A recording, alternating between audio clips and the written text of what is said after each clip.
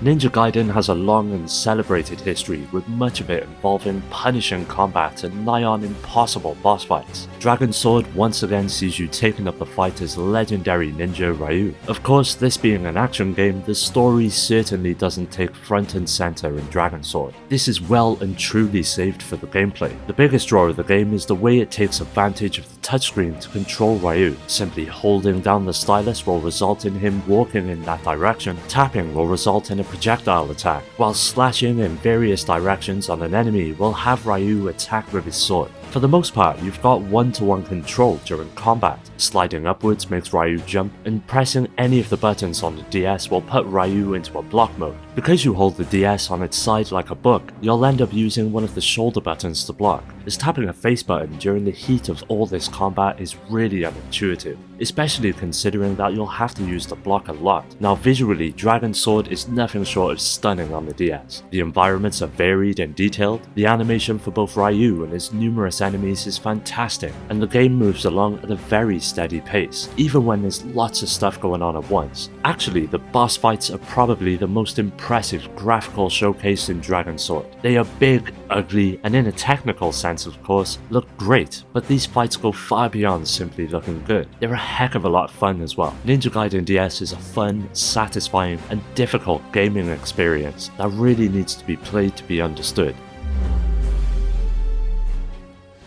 Even though GoldenEye Rogue Agent has been ported to many different consoles, everyone would have thought that the DS version would probably turn out to be a wreck, but it surprisingly delivered on the then first FPS experience on the handheld. I can say the DS version really showed what the handheld is capable of, not only in terms of its hardware, but also how a first-person shooter could successfully make the transition to the portable space. The game consists of 12 missions that you play throughout the console versions that aren't all included in the DS release. Instead of 12, it's segmented into 6 missions, and it fits just fine because you don't really notice how much you're missing of the game, but it would have been nice to have been able to play throughout all 12. The game controls rather well, but with a few caveats, such as rather jerky camera movements that could have the potential to distract some players, but for myself I didn't see it as too much of an issue. Visually for the Nintendo DS, Rogue Agent looks rather impressive on the little handheld, with a range of huge environments which are all textured well and offer up a believable playground for each encounter to play out in. Character models themselves look good, albeit a bit blocky, and with the amount of enemies that can ascend on you at once, it's pretty impressive seeing it up and running. One area where the visuals truly excel though are with the special effects that range from explosions to muzzle flashes, and even certain elements of each level like glass which can be shattered with gunfire.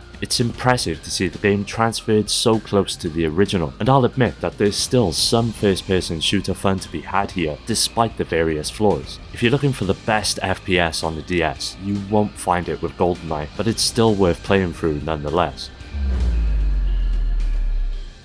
The studio responsible for the DS ports of Final Fantasy III and IV came back in full force with their own unique role-playing game for the handheld that combines traditional story elements with some very unique gameplay to create a highly original, albeit flawed experience. You take on the role of a young child, either male or female by your decision, though whatever you choose makes no difference to the story as your character remains silent throughout the game. At the onset, you are charged with the well-being of an ancient textbook known as the Book of Prophecy, and are greeted by the fire spirit Rempo, a guardian of the book. One of the main hooks of the game sees you exploring the various environments and logging as many items as you can in the book, but of course most RPGs live or die on their combat system, and Avalon Code introduces one which is really satisfying. It all plays out in real time on the top screen. You can assign any weapons, whether your left, right or both hands, and you'll use the Y and X buttons to control each hand respectively. The variety of weapons is immense, from traditional swords, hammers and shields to bombs, crossbows, guns and more. Each weapon will learn or come standard with a special attack which you must hold down as assigned button to use. The sword, for example, unleashes a tornado-like spin for several seconds which affects a wide area of the battlefield. Overall, combat is very simple and enjoyable, and is bound to put a smile on any RPG fan's face. For a DS game, this is beautiful, considering how much of this game is focused on exploring and interacting with the in-game surroundings, it's not surprising how much effort went into crafting all of the little details. It's rendered completely in 3D, from the rows of wooden houses and shops circling the cobblestone streets to the local king's robes and greying beard. You can see how the water flows out of the fountains in the town squares, and how the breeze makes the characters' clothes ripple and flap. Without a doubt, if you're looking for an RPG to jump into on the DS, Avalon Code is by no means the best, but when it comes to presentation, there's no denying that it's rather impressive on the handheld. Nanostray 2 has all the basics of a shoot 'em up. You've got your special weapons, including but not limited to a laser, homing lasers and bombs. You've got waves of enemies coming after you, and also big bosses at the end of each level. When going through each stage, you'll be armed with a basic attack, one special weapon, and 2 satellites which help do some of the dirty work for you. Before you start each level, you'll be able to choose your ship's speed from one of 3 different speeds, which is sort of a compensation for the lack of analog control. You'll also be able to choose which special you'll want to take along with you, as well as choose 3 different positions for your satellites around your ship, which you can cycle through in the game. These satellites fire an additional bullet whenever you shoot your main gun, and thanks to being able to arrange them in 3 different ways, it offers the player the ability to switch between these different setups on the fly. This really helps to spice up the gameplay, because with 3 different layouts you can create different shots that can focus on one target, shoot behind you, and cover a wide arc, or a number of other strategies that the player can find useful. Now, right from the title screen, Nanostray 2's visuals are impressive. Levels wrap around planets, enemies fly in from the background, and the camera sometimes gives the player a cinematic perspective of the action. Each stage switches between horizontal and vertical scrolling, so you get a nice variety of action. Aside from 1 or 2 cool bosses though, the enemy and vehicle design is quite uninspired. The regular machines could have been borrowed from any other shooter, but on the whole, the visual presentation of the game is no doubt one of the best aspects, especially when it comes to the special effects that literally fill your screen in neon blue and pink. So if you're a DS owner and are on the lookout for a new shooter to jump into, Nanostray 2 would make for a great choice. Coming from the same mind who brought us the critically acclaimed Ace Attorney series, Ghost Trick Detective has to be one of the most unique games on the DS. It most certainly falls within the definition of a point-and-click, a story-driven game where most of the gameplay challenge lies in puzzles that you can solve by clicking on the background with the stylus. However, it comes with a heap of surprises and innovations that take the concept to the next level. You take on the part of a ghost with the ability to manipulate various objects in the ghost world that affect their real-world counterpart.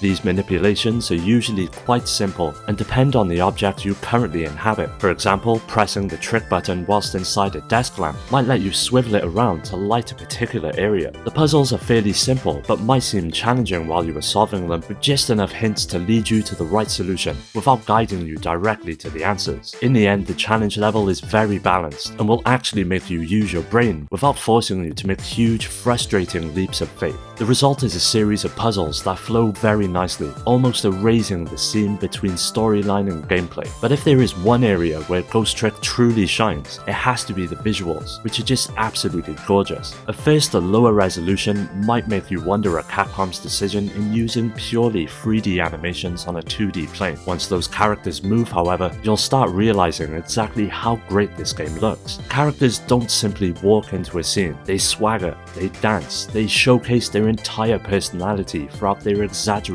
body language. It says a lot that 2 similar looking characters are fleshed out entirely not only through their dialogue, but their completely different poses and animation. What Ghost Trick Phantom Detective brings to the table is the classic feeling of puzzle solving found in the point and clicks of old, with a new and brilliant mechanic unlike anything up until that point. Its reliance on trial and error may turn some off, but if you persevere, the game is sure to provide hours of entertainment.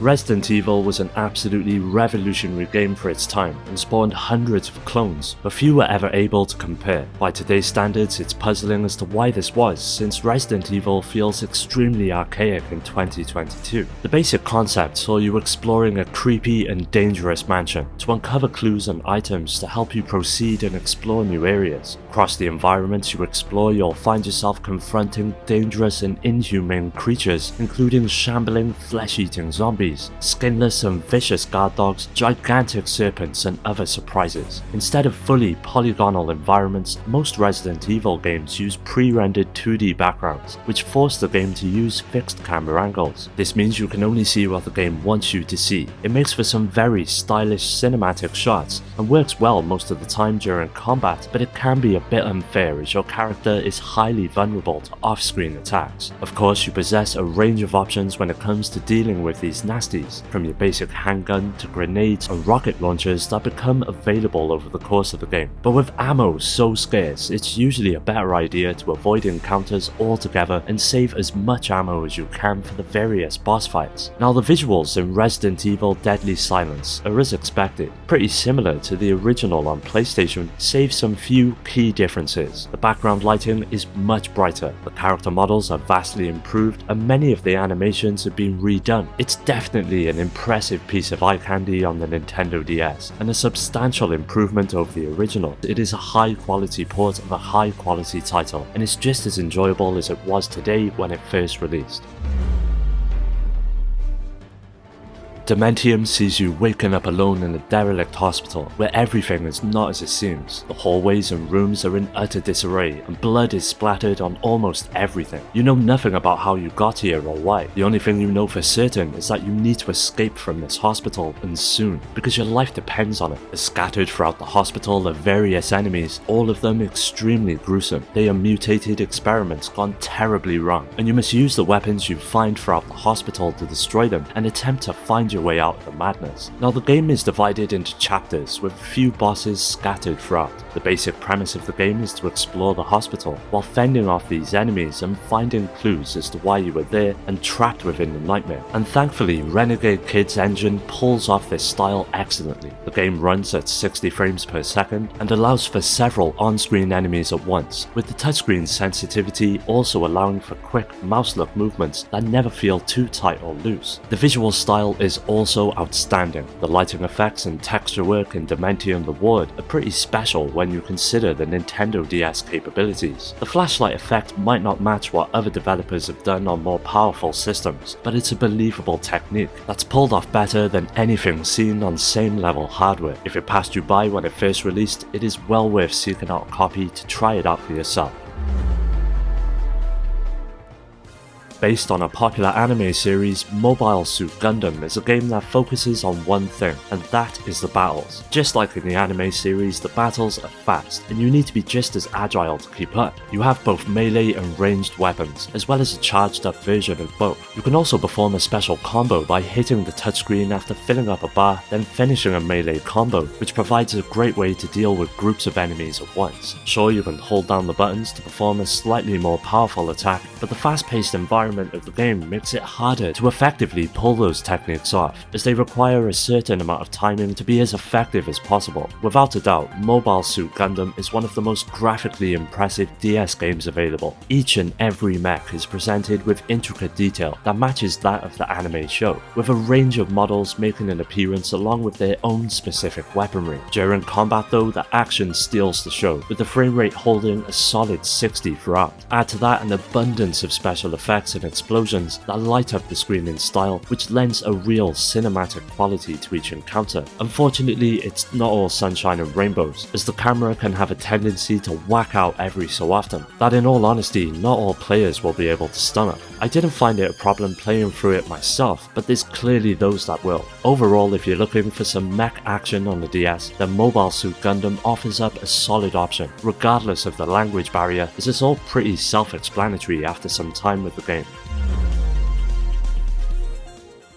The majority of the games in this genre nowadays strive to vigorously move away from tradition, so much so that they end up forsaking their identity as a JRPG in the process. Dragon Quest IX, however, embraced tradition, while augmenting the formula and introducing a few new features that resulted in a nostalgic adventure geared towards players of all skill levels and ages. Like many RPGs throughout the game, you'll encounter a number of towns, each with their own melodrama that must conclude to progress the story. The battle system presents itself as turn-based. You have a party, you select commands, the party follows them through. You sometimes get the upper hand with critical hits and power-ups called coup de grace, which have different effects depending on your class, and there's about 12 classes in total, with the ability to mix and match several attributes of each with one another, which results in a ton of customization when it comes to building your party. Now for the DS, the game's graphical capabilities are nothing short of phenomenal. From idyllic, verdant plains to appropriately bleak dungeons and majestic sunsets, the graphics feel captivating and look excellent. The visuals are very smooth and sleek in 3D, only amplifying the grand adventure of the world that surrounds you. Slimes look even more unbearably cute. The monster designs as a whole are very diverse and marvelously done, and the range of monsters in any one area is never so limited that it reaches a point of monotony. In the field, you'll be surrounded by a vibrant array of monster colors and designs, and to top it off, the bosses are especially well done. A nice little touch was the fact that you can see all of your equipment on your character, which provides yet another way to make your character your own. Plus, it makes it all the more satisfying to see your hard work to get that brilliant piece of armor or that deadly weapon pay off.